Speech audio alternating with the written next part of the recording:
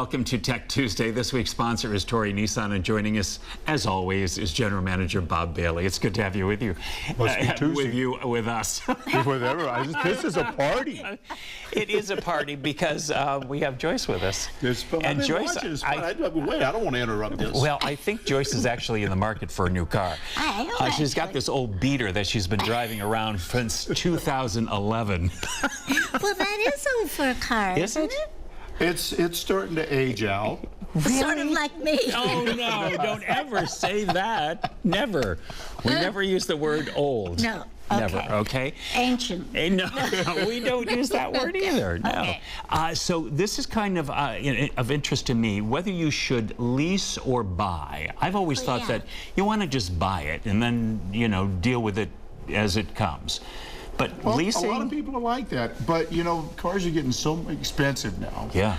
And you try to figure out, okay, I got this much money to live on. How can I get the most for my money? How can I get the most car for the least amount of payment? And leasing's just another way to go.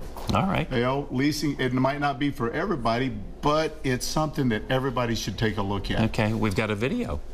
Oh, good. This is one I Today I thought we'd take some time and talk about the difference between leasing and buying and the advantages of leasing, and just kind of give you some of the insights. You know, leasing's not for everybody.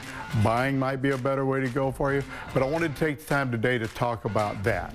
One of the reasons people lease is because you get a lot more car for a lot less money. On there, you're putting less money into the vehicle, and you're just really paying for the use of the vehicle. You know, leasing's no different than buying. It's just another way to finance the car. The reason your lease payments are so much less than they would be on a buy is because you're only paying for the portion of the car you use. Like, you've always got the sell price of the car. And with the lease, you've got a residual value. Residual value is what the bank says the car is going to be worth at the end of the lease. You know, and then as you're working your lease, you only pay sales tax on the payment. You don't pay sales tax on the whole car because you're not buying the whole car. So that's another thing to consider. As you're negotiating your lease, as you're talking to the dealers about the lease, make sure you fully understand what the total payment is, including tax. And then when you look at your down payment, how much the total amount that you're going to have to write the check for, including the first month's payment, first year's license fees, so you know all the fees and what it costs to get into that lease. And you know Memorial Day's coming up. Of course you knew that. Yes, I knew that. And it's a great time to buy a car. You know, we're going into our summer selling season. Yeah. Where the rebates are as high as they're ever going to be, and, you know, interest rates right now are as low as I'm afraid. Really? Yeah. Oh, that's a good thing. It's a good thing. You know, it's a pretty exciting time for us. Yeah. So lease versus buying outright. I think it really depends on your needs and really what you want. And I think I just need a car. You need she needs four wheels. Do you automatic or can you drive a shift?